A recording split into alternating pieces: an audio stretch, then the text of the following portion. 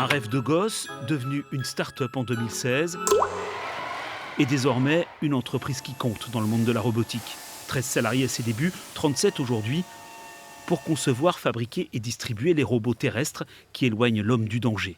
Des plateformes modulaires qui intéressent militaires, services de santé, de sécurité ou sapeurs-pompiers. Il y a une vraie spécificité française en matière d'innovation, de vrai savoir-faire. Et la France est d'ailleurs pionnière, puisque les sapeurs-pompiers français sont parmi les premiers à s'être équipés de robots depuis 2016. Là où aujourd'hui on voit seulement un robot pompier arriver aux États-Unis ou en Israël, puisqu'on vient de livrer récemment aussi Israël. Fer de lance de l'entreprise, le Colossus, robot de soutien en milieu hostile, découvert par le grand public lors de l'incendie de Notre-Dame de Paris.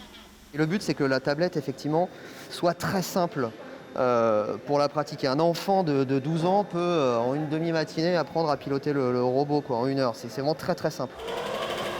L'entreprise rochelaise Shark Robotics vient de franchir une étape majeure dans son développement en remportant l'appel d'offres européen de l'UGAP, la centrale d'achat public française. Tous les acheteurs publics, à partir du moment où cette entreprise a été référencée et 4 robots de Shark Robotics le sont, vont pouvoir être achetés directement sans avoir besoin de passer un marché public.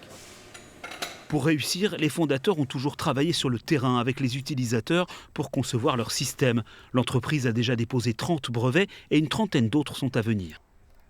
On dit souvent que Shark Robotics c'est une boîte à problèmes, c'est que le client nous apporte son problème et à nous de solutionner, de trouver l'idée.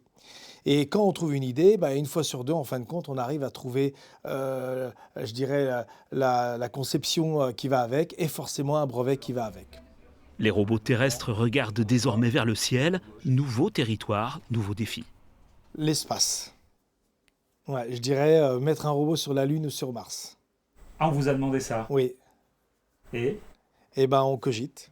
C'est un rêve d'enfant d'aller dans l'espace, mais technologiquement, ça va nous demander à acquérir énormément de savoir-faire, d'expérience, de tests. Il y a quand même des ruptures technologiques quand même qu'il faut franchir. Les dirigeants de Shark Robotics le répètent en boucle, nous ne sommes qu'au début d'une ère robotique pleine de promesses au service de l'homme.